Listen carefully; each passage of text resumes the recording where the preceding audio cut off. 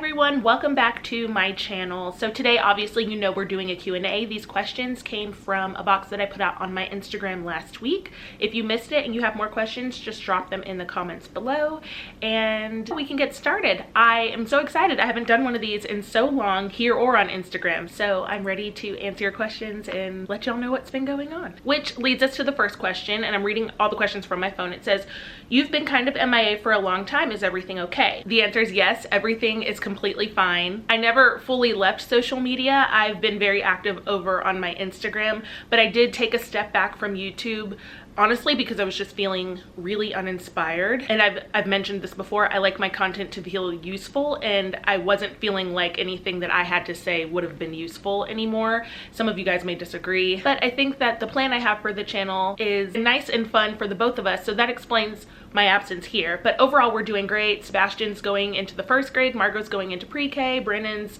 doing great at work, and yeah, I'm living the suburban dream. The next question is, are you still considering homeschooling? And at the moment, we are no longer considering it, but it's never fully out of my mind. It was very heavily in the forefront about a year and a half ago when Sebastian got waitlisted, but he got into our dream school. We're hoping that Margot follows in his footsteps and gets into that school as well. And so no, homeschooling isn't happening right now for us anymore. However, it's not completely off the table with the devastating tragedies that happen in schools all the time these days. I might finally just say enough is enough and pull them both out and homeschool them myself. Next question, is this your forever home? No, it's not. And we've always known that it was not going to be our forever home. I love this house. I think this house is perfect for us right now. And at the moment, we don't have any intentions to leave for a while, especially with the way the housing market is right now. It just wouldn't make sense for us to do that. However, there's just some things that we do want in our forever home that we could not achieve in this house simply just due to the square footage and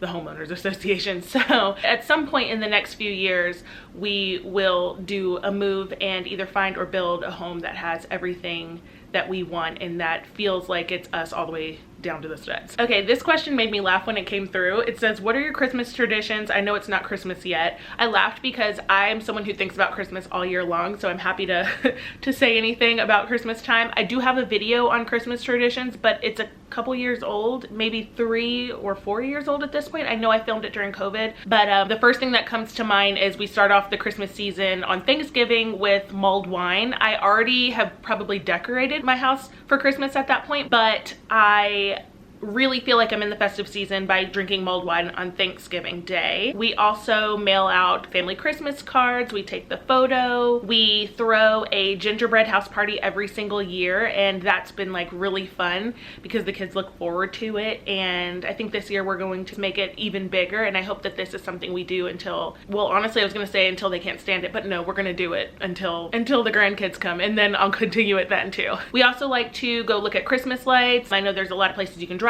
through. We have gone to the local tree lighting, and I really like to see the Nutcracker at Christmas time as well. The next question says, would you guys ever move out of ATL? Currently, that's not a part of our plan because Brandon has a really positive trajectory at the Falcons, but all NFL families know that a big move out of state, sometimes across the country, is just a part of the culture, and sometimes for a lot of people it's the only way that you can advance your career. So it's possible that we could move out of Georgia, but currently it's not the plan, and I really hope that we stay in Georgia forever. I'm a Georgia peach through and through, but it could happen. Next question says, I love your living room updates. Can you talk more about it? I think our living room is more representative of us now than ever. We came in with a more modern take, and it just never really came together because that isn't who we are. So I would say our living room is pretty traditional, Southern. I love all of my ginger jars and my antique finds. I like to decorate with brass, but also some like vintage silver. My favorite color is blue, I can probably see, and so that's why we bought the blue chairs. And basically we just like anything that looks classic, traditional, and nothing trendy. I get a lot of inspiration from pictures of the Ralph Lauren showrooms, mainly for colors and styles, but everything that we have in our living room really does feel like us, and I love that. The next group of questions are more like either stay-at-home mom questions or personal questions about me specifically, or homemaking questions.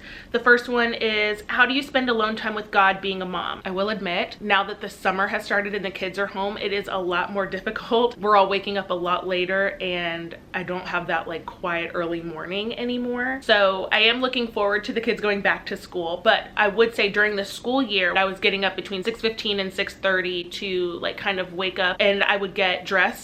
Around 7, I would sit down and do my prayers, my devotional, and my Bible reading until around 7:45. Brandon takes Sebastian to school and I take Margot to school, so it worked out because he could get him ready while I had that time, and I don't need to take Margot to school until 9 o'clock. Brandon and I also, and this isn't alone time with God, but we also do devotionals together in the evening time. Not every day, but I would say like 2 or 3 days a week, depending, and so that's been nice too. Okay, next question. Does it get boring being a stay-at-home mom, and what are your career plans if you need extra money? Being a stay-at-home mom and a homemaker never gets boring. I think that's one of the biggest misconceptions about this lifestyle. There's always work to be done around the house. There's always cleaning that can be done. There's always home projects or little things that need to be started. But if I had to, like in a snap situation, go back to work, I would probably go into teaching again because I know I could do it quickly. It wouldn't be what I would stick with, but I'd know I could get a job in that quickly. It's what I was doing prior to becoming a stay-at-home mom, but I would probably try to transition out of that. I would also consider as like side money, if I needed the extra money in a situation, I would consider freelance writing, and I would probably turn one of my hobbies that I have that I'm not going to talk about right this second, but I would probably turn that into a small business as well. That's what I would do for extra money. But at the moment, I don't think that that is something I'm gonna have to worry about. This question kind of goes into the last one. Are you planning to go back to work now that the kids are still in school? So for starters, this fall when school starts back again, Margot will only be going to pre-K, and she will be going 4 days a week, 9 to 1. So she still very much needs me, and I need to be available to get her from school. And like I said, it's only 4 days a week, so she'll have a whole day that she's home. But overall, the answer is no. I probably will not re-enter the workforce. We've just talked about it. We've decided that having me home is what's best for our family, especially with Brandon's travels. We like that I can stop what I'm doing at any moment and be there for the children or for him. Also, being a homemaker is my passion. It will be my life's work. That's what I believe. And so we as a family are really excited to see that go to the next level. And I plan to pursue that instead of joining the workforce. This question also sort of feeds into what I was just talking about. It says, where do you see yourself in 5 to 10 years? Speaking of the next level, I would love to take my volunteer work to the next level in the next 5 to 10 years. Maybe find myself in a leadership role or on the board of certain organizations in my community. I am in the preliminary stages of becoming a member of my local garden club. I would say in 10 years, being in a higher position in that garden club would happen because many of the women are older. And then there's also our local women's association and junior league. My mom also runs my stepfather's charity, and I would like to help her out with that more, not currently, but maybe in the future. And I, like I said earlier, would like to see some articles that I've written published somewhere. So the next question says, how do you structure your day? I am struggling. I'm someone who does their best when I have structure and routine in my daily life and when it comes to managing the household. That said, when I'm on vacation, I more go with the flow, but when it's like day to day, I need structure. I make a list of all of the non-negotiable things that I need to get done in that particular day or week and what time of day that I need to do it. So that would be like school drop-offs, any activities that we have the children in, or appointments that I need to go to. And then I fill in all those spaces with things that I really want to get done and that are of a high priority to me, like my prayer and my devotionals, exercise, or cleaning for the day. Obviously, all of those things need to get done, so I just slot them in between the things that I must do, like pick my children up from school. The most crucial part of structuring your day, and this is hard if you haven't been doing it, and it was a struggle for me until I started doing it, but it is to wake up early, point blank period. You have to wake up early. You just do. I have written an entire blog post, kristabowmanruth.com, on my exact schedule schedule. Bear in mind that it's during the school year, but it's on there from the moment I wake up to the moment I close my eyes. And yeah, that's basically what my days look like every day during the school year. The next question, I love this question, and it's honestly, I could make an entire video about this. So if you'd like me to, or anything similar to it, let me know in the comments.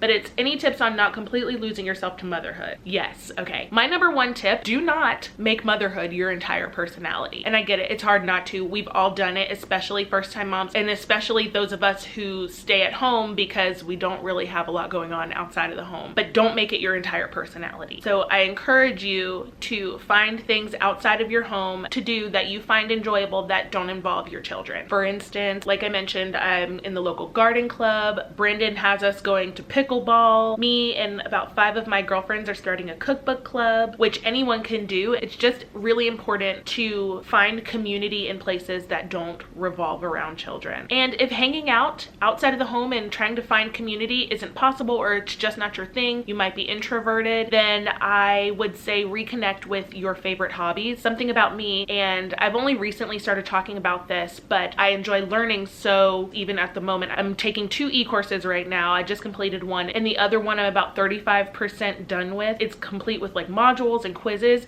So dive into some of your hobbies that you can do on your own time to give yourself a break from motherhood. Once you determine what your favorite hobbies are, you'll be able to potentially find community in that as well, because we are more than just mothers, and motherhood is so important, but it's not good for anyone if you lose yourself and burn out over motherhood. All right, we're gonna switch gears. The next batch of questions are what I labeled as health and wellness. The first question says, what contraception are you on? Any unwanted side effects? I had the Mirena IUD placed shortly after I've had Margot, so it's been in there for about 4 years now. I would need it to get replaced at the beginning of next year. This is my second one. I had one placed right after I had Sebastian, and I have 0 complaints. I know that's not everyone's journey. The only thing I will say is that I wish someone had told me the first time I got one is that you bleed heavily for about 2 weeks, and no one told me that. And I know a few people who've gotten one and got it immediately removed because they thought something bad was happening or that they were hemorrhaging, when in all actuality it's very normal that that happens. You just need to be told so you don't freak out. I've had no unwanted or negative side effects. My period the first time I got one was completely taken away, which I've heard can happen, like I didn't have it at all. This time I get my period every single month. I ovulate every month, which is kind of funny since I wasn't ovulating when I was trying to get pregnant. But I ovulate every month. I have a period every month, but it's very, very light, very manageable, and I never have cramps or anything. The next question is, do you exercise? If so, how do you do it with 2 children? Let's see. I walk 5 days a week, and I like to keep my heart rate between 125 and 130 beats per minute, and I do that for 35 to 40 minutes at a time. I also strength train 3 days a week, so I'm lifting, and then I do a plyo workout once a week. I'm currently working with a nutritionist and a trainer. At the moment, I do the workouts that she has me doing, and I have stopped Pilates, but once I'm done working directly with her, I will continue doing a lot of the workouts that I'm doing now, but I will add in Pilates probably 2 days a week. I realized while I was editing that I forgot the most important part about the question, and it's how I do it with the children. I literally just tell them, Mommy's going to go work out now, and I walk away. Sometimes they come with me. A lot of the times they will just continue to entertain themselves while I go do it. There have been times when I've waited until Brandon has gotten home in the evening. Earlier this year, I just did it while they were at school. The next question kind of feeds into what I just said. It's, how is your journey with functional medicine going? I have learned so much. My biggest takeaway has probably been what I can and cannot eat with PCOS and learning to become okay with it. I've learned how ultra processed foods and gluten and dairy really affect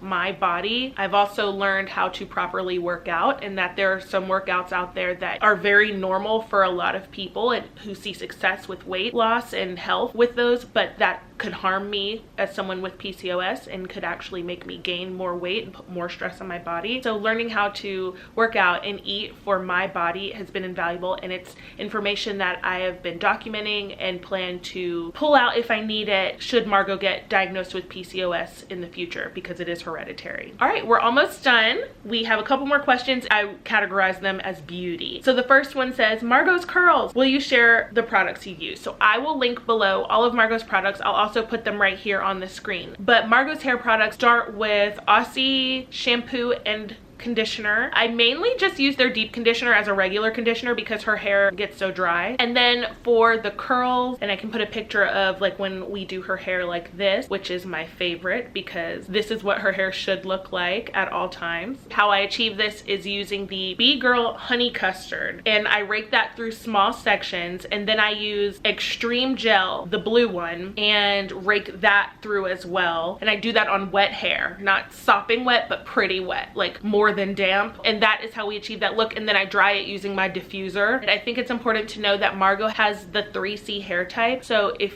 you don't have a 3C hair type, I don't know if it'll work for you. But for 3C on Margot's head, these are what we do. And if you have any suggestions for curly hair products because your hair is like Margot's, throw them in the comments below. I'm always open to trying new things. All right, moving on. The next question says, so how's the no deodorant life going for you? I want to try. I'm so over deodorant. I chuckled when I first saw this because I certainly hope that I have never given anyone the impression that I have stopped wearing deodorant, because I still 100% wear deodorant. What I stopped wearing was deodorant with aluminum in it. That was like a big deal for me because I had been wearing deodorants with aluminum from, I don't know, middle school until I was about 30. Brandon and my best friend had been shaming me for years because, well, my best friend is like almost crunchy. She had never really been wearing deodorants with aluminum, but Brandon had stopped long before me, and he uses Native. What I found, and I absolutely love, is in what I was using from the moment I stopped using Secret with aluminum, is Necessaire, and I love the eucalyptus scent. I actually show on a video, I can link that video below, where I did the detox and I put the bentonite Aztec clay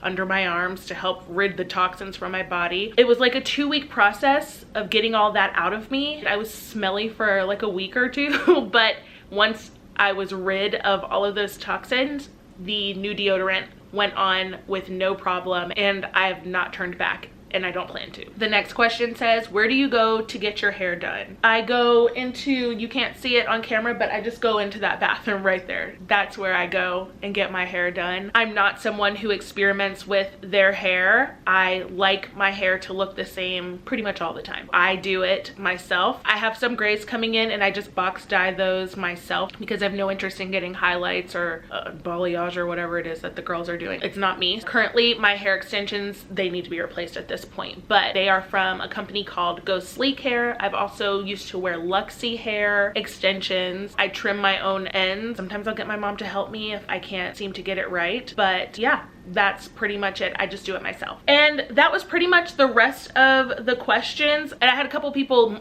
more like comment, and I'll read that really quickly. It says, I can't think of a question, but I did want to say how much I absolutely love your channel. Thanks. I'm so glad. I had someone else tell me that they missed my vlogs, so they would watch all of my old ones, and that like made me feel so good. And then someone else said more vlogs, more day in the life, more homemaking content. And that is what you're gonna get. So thank you so much for watching if you stuck around this far. If you have any other questions, feel free to leave them in the comments and I will try to work it in another upcoming video. And yeah, I hope you all have a wonderful week. Stay safe during the 4th of July. Bye.